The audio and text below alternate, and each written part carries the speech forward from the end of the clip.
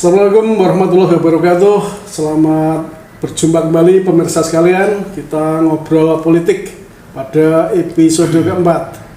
Seperti biasa, kita hadir di sini. Saya punya tamu Kang Usep S. Ahyar. Assalamualaikum Kang Usep. Salam. Kemudian ada Cak Su, Ya. Pak Sukaryono, Sarjana Hukum. Ya. Assalamualaikum Pak. Waalaikumsalam. Ya. Pemirsa, jadi saya Cahyo Hindratmoko seperti biasa akan mengantarkan diskusi kita atau obrolan kita lah sambil ngopi, yang ngobrol politik dengan kopi ini.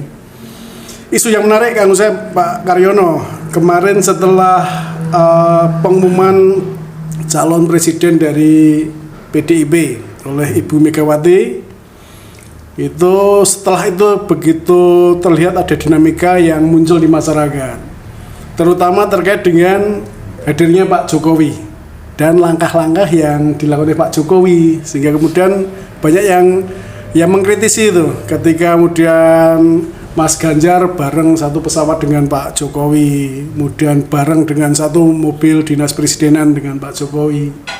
Nah, juga yang terakhir kita lihat ada Pak Jokowi mengumpulkan partai-partai di istana.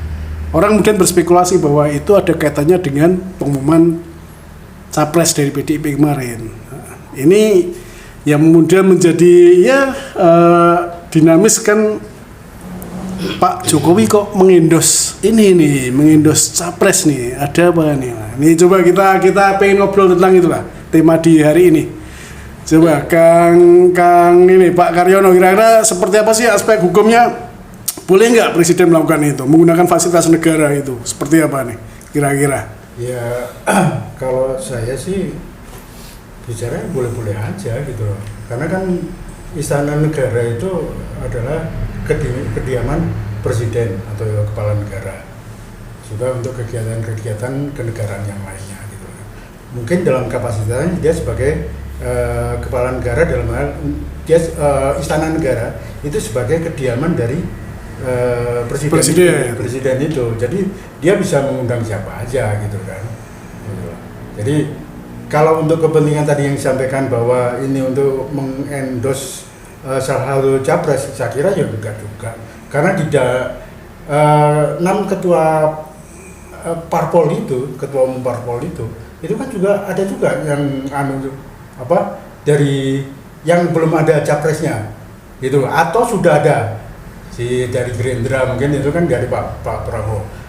Kebetulan yang dari PDIP sama P3 itu yang Ganjar. Tapi kalau yang satunya kan belum. Terus Golkar juga belum, gitu kan? Saya kira kalau tuduhan kayak gitu, saya kira enggak. Bukan ngumpulnya kemarin, tapi mungkin sebelumnya lah, ketika kemudian Mas Ganjar duduk bareng di satu pesawat. Nah itu bicara aspek hukum mungkin nggak ada isu ya? Enggak ada. Tapi mungkin dari sisi etika kali ya? Enggak, sebetulnya kan kebetulan memang presiden ketika deklarasi dia kan sebagai kader dari PDIP, makanya dia hadir di situ kan. Nah, ketika pulang, ini kan sama-sama Jawa Tengahnya gitu kan, baru tiket pesawat juga ada kok, kenapa harus neben sih kan gitu loh. Itu kan menjadi pertanyaan banyak orang gitu. Kang Usep, ini kegalauan publik ini gitu. Ya, saya kira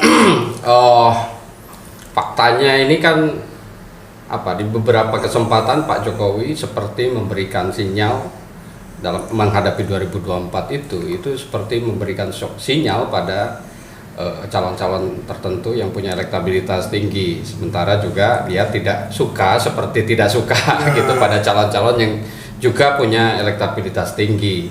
Nah, memang yang paling nampak gitu itu endorsement atau dukungan Pak Jokowi itu diberikan pada orang-orang yang dianggap orangnya Pak Jokowi ya, dan bisa melanjutkan presiden ya, yang bisa melanjutkan program-program dia di masa yang akan datang, karena memang pemerintahan ini juga berkepentingan saya kira untuk memastikan siapa yang akan melanjutkan nanti juga melanjutkan program-programnya, karena kalau tidak itu mangkraknya akan lebih banyak juga gitu. Ini kan mungkin itu di satu sisi kepentingan itu bagi yang orang yang berkuasa saat ini di istana begitu. Nah, cuman kan persoalannya begini, ini kan politik itu sebenarnya kalau kita artikan sebagai satu seni atau kemampuan untuk membangun atau mengelola rakyat atau mengelola publik ini kan itu kan menjadi persoalan.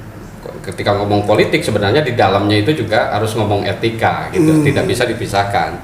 Dan kalau mau ngomong mengelola banyak orang itu tentu harus bersikap mementingkan atau berdiri di atas kepentingan orang banyak, bukan satu kelompok saja.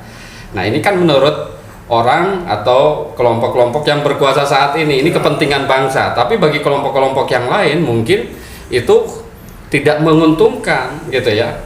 Jadi misalnya pertanyaannya apakah cara-cara kerja yang seperti itu ya, mungkin ada orang yang melihat ini memaksakan kehendak terhadap keinginan tertentu, sehingga orang yang meneruskan itu adalah orang yang memang dikehendaki. Itu apakah benar atau fair secara demokratis atau tidak, atau adil atau tidak. Nah, di situ kan etikanya. Mungkin secara hukum tadi tidak ada aturan yang dilanggar gitu ya. Tapi kan hukum itu juga harus berjalan di atas samudra etika. Nah, ini kan persoalannya, etika ini kan mengenai kepantasan ya, mengenai baik buruk yang sifatnya itu lebih prinsipil gitu ya, bukan hanya sekedar boleh atau tidak gitu. Ya, hukum positif itu kan boleh atau tidak mengundang orang. Ya mungkin secara hukum itu juga boleh. Tapi misalnya kalau ditarik pada akar etika yang lebih tinggi, misalnya demokrasi itu kan prinsip-prinsipnya itu kan adil ke semua orang, lalu kemudian juga tidak memihak. Karena misalnya Pak Presiden dalam hal ini dia menempatkan istana itu adalah fasilitas umum yang di situ juga simbol dari seluruh aparat dan perangkat yang ada di Indonesia ini, bahwa itu adalah simbol tertinggi dari semua jabatan yang ada. Sehingga misalnya ketika itu ditarik ke istana dan seolah-olah menjadi kepentingan rakyat, itu sepertinya sedang menginstruksikan kepada semua orang ya, semua aparat di Indonesia di bawah istana itu, yang bahwa nanti yang kita setujui adalah ini ya, kelompok-kelompok ini misalnya. Yang dalam hal ini misalnya kalau dalam perilaku politik presiden misalnya, itu kan nampak gitu siapa yang didukung dan diharapkan untuk maju di Pilpres 2024. Itu kan nampak gitu. Tidak semua capres itu kemudian yang muncul di permukaan, walaupun sekarang masih belum pasti, tapi tidak semua yang muncul di permukaan yang punya elektabilitas tinggi misalnya itu juga tidak semua didukung. Ada beberapa pihak yang mungkin diharapkan, yaitu yang kemarin mungkin kalau dalam hal ini yang masuk dalam koalisi pemerintahan saat ini.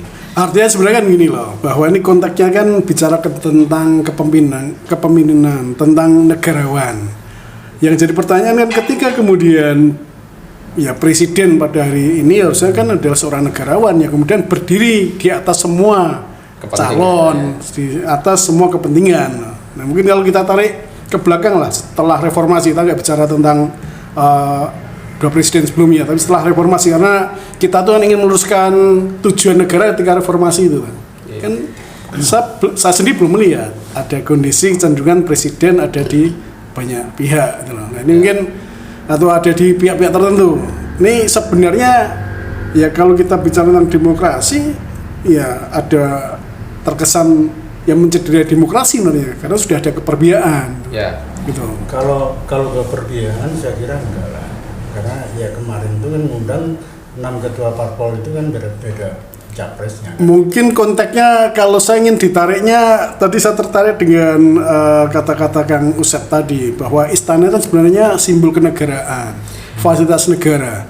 Mungkin juga tidak hanya istana, mobil dinas kepresidenan, Ya. pesawat kepresidenan itu mungkin bisa nggak sih kita anggap sebagai simbol-simbol kekuasaan Loh, negara? dalam kontestasi politik sebenarnya aturan-aturan untuk melarang menggunakan aparat negara lalu kemudian fasilitas-fasilitas negara itu sebenarnya sudah diatur ya, tapi kan ini atas namanya yang muncul di publik di panggung depan itu kan mengatasnamakan kepentingan negara. Kita mengumpulkan partai-partai untuk kepentingan negara, memastikan bahwa program-program yang sedang dilakukan itu oleh negara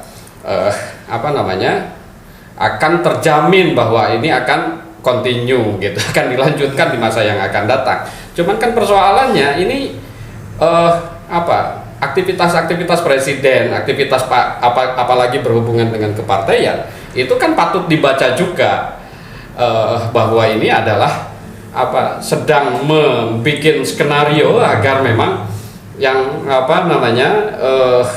apa yang mereka dukung itu perjalanannya mulus gitu. Jadi ini sedang bikin kesepakatan, dan itu patut dibaca seperti itu ya di panggung. Politik itu tidak selalu di panggung depan. Yang sebenarnya kalau dalam konteks ya itu tadi ya sebenarnya fasilitas negara dan lain sebagainya tidak boleh digunakan untuk kepentingan politik praktis gitu ya.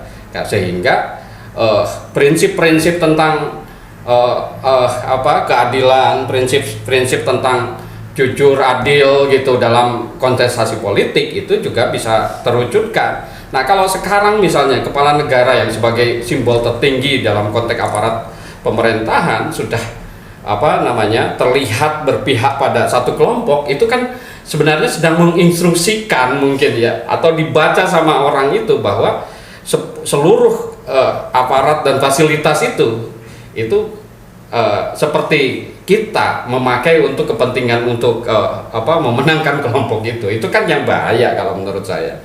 Jadi itu akhirnya tidak fair ya pertarungan ke depan, itu kan yang dikhawatirkan.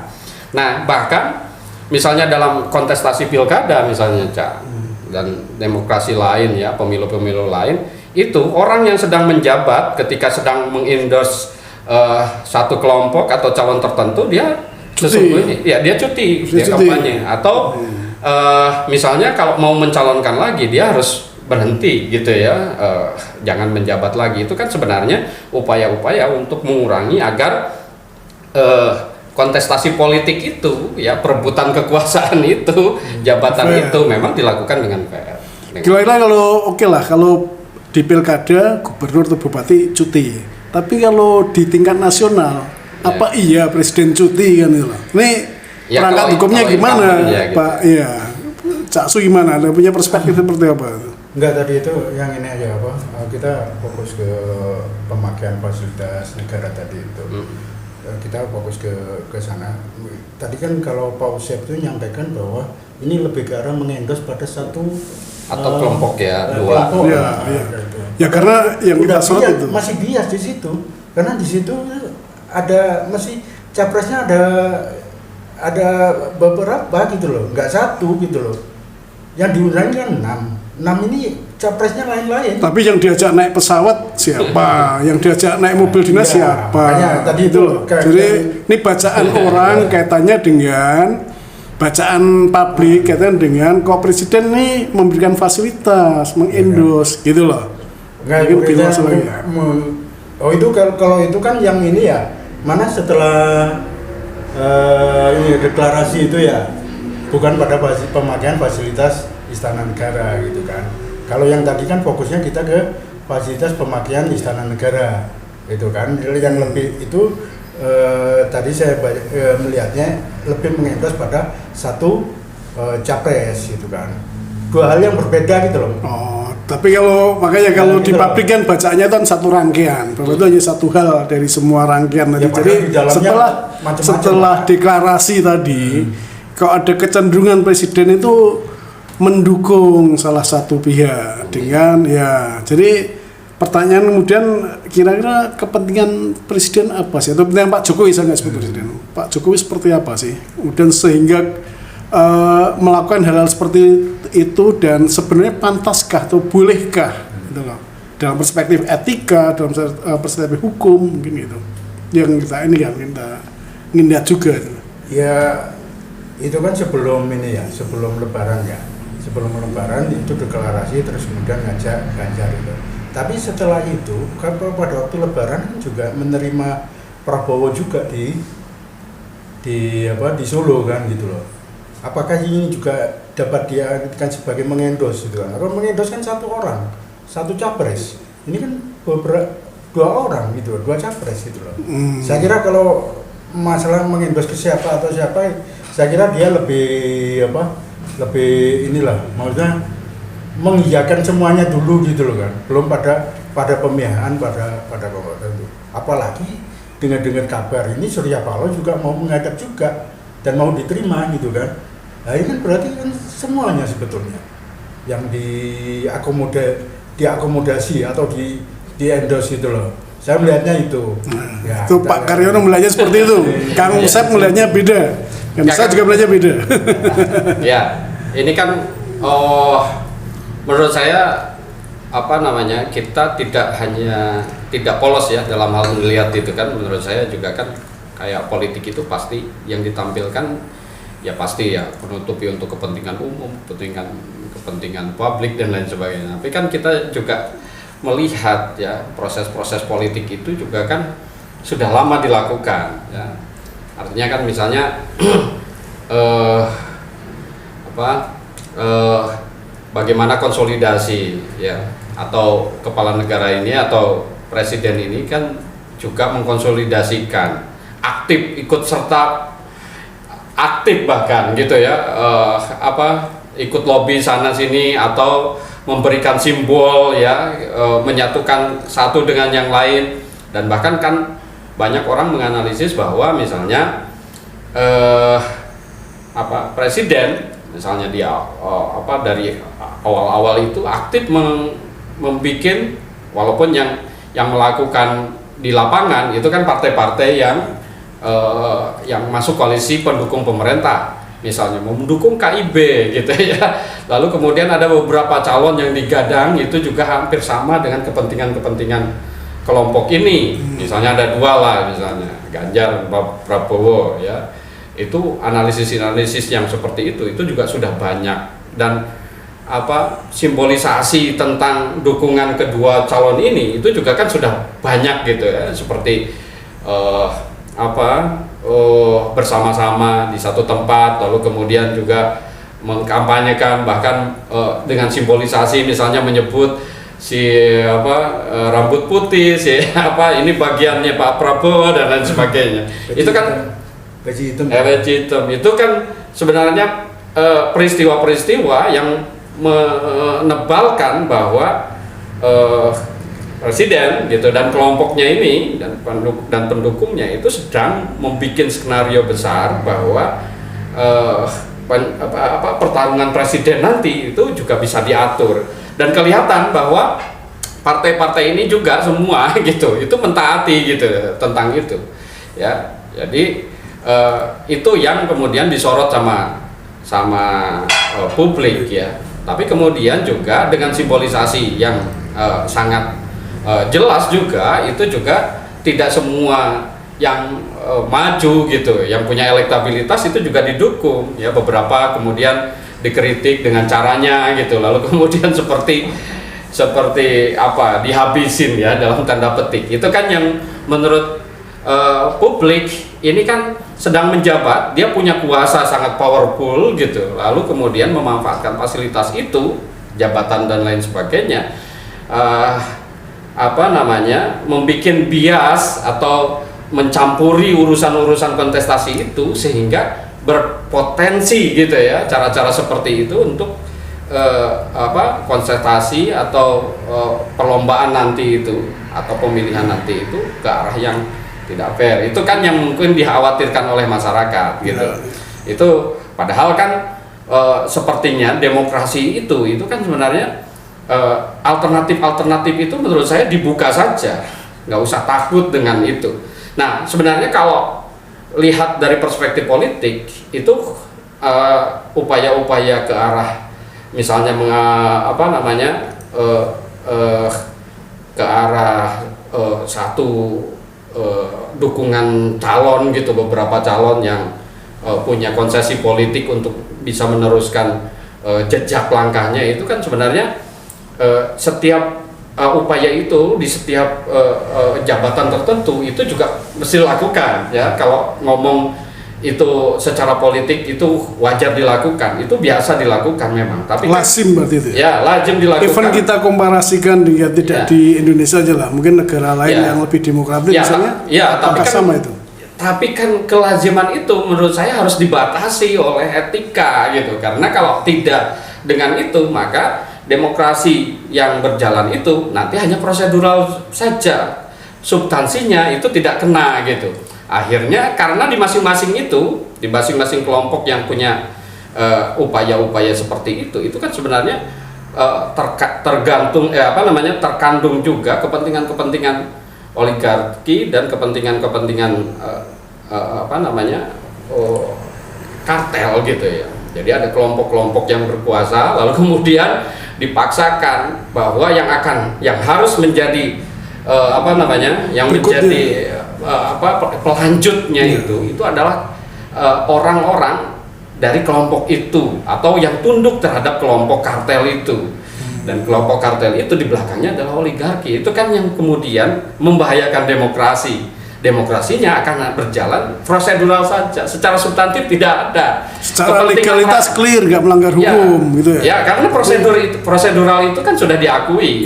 Demokrasi prosedural itu pemilunya dilakukan tepat waktu, lalu kemudian juga tata caranya diberikan kesempatan seperti di panggung depannya secara prosedur diberikan kesempatan ke semua orang, tapi sesungguhnya di kerangkeng gitu. Secara substansi demokrasinya nggak kita dapatkan. Ya, karena di situ adalah kepentingan oligarki, kepentingan kartel yang diupayakan gitu, agar calon-calonnya itu yang diinginkan itu sebelum dilempar ke rakyat untuk dipilih, calon-calonnya itu sudah disaring terlebih dahulu oleh kartel ini, kartel politik itu kan yang membahayakan. Akhirnya adalah partisipasi masyarakat terbatasi, hanya disuguhi orang-orang yang sudah disaring terlebih dahulu, sudah diatur terlebih dahulu. Jadi guyonan waktu itu ada satu pengamat internasional mengatakan bahwa ya kalau di negara lain pemilu itu diperoleh setelah sekian lama hasilnya,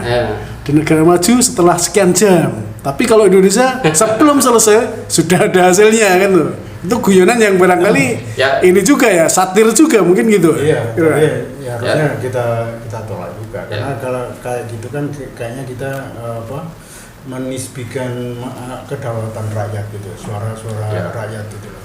Ya pelaku-pelaku ini kayak KPU itu loh. Jadi kayaknya kita nggak menghargai gitu loh. Kalau itu benar-benar kita telan mentah gitu loh, yang hasilnya udah diketahui ya gitu. Padahal itu kan prosesnya panjang gitu. Artinya kan kembali ke ungkapan Kang Sep tadi bahwa proseduralnya dilakukan, tapi secara substansialnya kehilangan substansi ketika ada pihak-pihak yang sudah sebenarnya titik krusialnya sebenarnya bukan pada prosedur pemilunya gitu. Prosedur pemilunya mereka lakukan, tapi titik krusialnya itu calon yang ditampilkan untuk dipilih oleh rakyat itu udah disortir terlebih dahulu gitu. Bahkan mungkin di pileg sekalipun itu yang disukai ya siapa yang merekrut mereka? Yang merekrut mereka itu partai. Siapa yang punya tiket untuk pemilu itu partai. Dan partai itu masuk dalam jaringan kartel itu gitu. Jadi ada satu orang berkuasa, kelompok orang, lalu kemudian yang yang punya kesempatan untuk maju dalam konteks politik itu adalah kelompok-kelompok yang memang menyetujui, yang punya konsesi dengan kartel politik itu, yang di belakangnya adalah oligarki itu. Jadi saringannya itu menurut saya titik krusialnya itu bukan di KPU-nya kalau menurut saya. Betul, saya setuju ya Cak Su saya kira. Jadi titik krusialnya itu sebelum pemilunya yang ditampilkan kepada rakyat, yang diberikan kesempatan untuk memilih rakyat, tapi sesungguhnya calon-calonnya itu sudah disortir terlebih dahulu. Pilihanmu itu ini gitu, dibatasi oleh pilihan partai politik. Jadi siapapun Inginnya ya, siapapun yang nanti menjadi pilihan rakyat itu sebenarnya semuanya adalah persetujuan dari pemilih kartel itu gitu. Nah itu kan yang menurut saya. Nah itu sebenarnya hanya prosedur akhirnya. Yang terjadi adalah demokrasi prosedural. Berarti kembali seperti Orde sebenarnya Baru ya? substansinya Nah, jadi gini, ini keadilan. kan masalahnya kan kita ada aturan mengenai presiden threshold gitu loh. Kenapa koalisi-koalisi itu terbentuk atau membentuk itu karena ya ada batasan ini kan suara ya, pilegnya itu berapa persen sih yang di parlemen itu yang kenapa adanya koalisi itu. Nah itu juga sebenarnya perdebatan juga itu adanya parliamentary threshold, presidential threshold ya itu juga sebenarnya untuk membatasi juga bagian agar dari iya kerangkeng atau batasan tadi iya, begitu ya? sehingga itu yang dominan akhirnya kelompok-kelompok besar saja. Itu juga perdebatan, Cak. Nanti di satu kesempatan kita akan diskusi tentang itu. Poinnya apa gini, kepentingannya di balik itu semua. Poinnya barangkali langkah Pak Jokowi itu sebenarnya paling bijaksana harusnya seperti apa sih? Kalau boleh kita komparasikan dengan yang tingkat dunia pemimpin yang lainnya akan seperti apa sih ketika pergantian presiden? Atau mungkin nggak usah jauh-jauh lah, kita komparasikan dengan ya Presiden SBY sebelumnya seperti apa itu? Ya, kalau menurut saya dalam konteks pemilu misalnya, ya dia mengawal pemilu, mengawal demokrasi itu dengan baik, dengan fair gitu ya. Even punya kepentingan, pelaksanaan ya gitu. Even punya kepentingan jangan terlalu mencolok atau seperti apa? Ya itu kepentingannya kan ditempatkan pada kepentingan negara saja yang harus dijunjung tinggi itu, bukan kepentingan pribadinya atau kepentingan agar kelompoknya atau misalnya setelah lengser dia aman nyaman dan lain sebagainya. Kan kalau tidak melakukan kesalahan, tidak melakukan satu yang melanggar konstitusi kan tenang-tenang aja, siapapun yang yang jadi menurut saya dia akan menjalankan kepentingan negara itu, urusan negara, program yang baik untuk kepentingan publik kan seyogyanya harus diteruskan. Karena itu kan juga tidak mudah, itu kan bukan program pribadi, itu program-program yang sudah diundangkan dan itu adalah amanat konstitusi. Artinya itu jadi itu adalah kepentingan negara gitu. Nah dalam konteks ini ya sikapnya yang menurut saya harus berdiri di semua kelompok, di semua kepentingan gitu ya, mengayomi semua. Menurut saya menyimbolkan atau memperlihatkan keberpihakan yang nyata gitu pada kelompok-kelompok tertentu dan membenci kelompok-kelompok yang lain gitu. Simbolisasi itu jangan vulgar gitu. Ya memang mungkin dibungkus oleh kepentingan publik, tapi kan politik itu jangan hanya dilihat di panggung depan, tapi juga menurut saya harus dilihat juga kepentingan apa yang ada di balik dramaturgi itu. Oke Kang Sep. Jadi clear, jadi bahwa ya di balik panggung-panggung itu ada kepentingan apa sih Pak Jokowi? Mungkin kita bahas di event lanjutannya seperti apa lah. Tapi kita poinnya bahwa pada konsultasi Pilpres ataupun Pileg yang ke depan ini kita berharap bahwa Presiden Pak Jokowi bisa lebih menahan diri gitu loh, sehingga ya bacaan orang tidak terlalu terlihat melihat sebenarnya presiden atau siapapun Pak Jokowi ya siapapun baik ya, yang menjabat sebagai jabatan publik ya. Kita harapkan Indonesia ke depan lebih baik, kemudian kita punya kepemimpinan yang lebih baik juga sehingga nanti ya Indonesia semakin jaya ke depan. Terima kasih pemirsa, mungkin demikian kita akan bincang-bincang lagi pada obrolan berikutnya. Assalamualaikum warahmatullahi wabarakatuh. Waalaikumsalam warahmatullahi wabarakatuh. Salam demokrasi.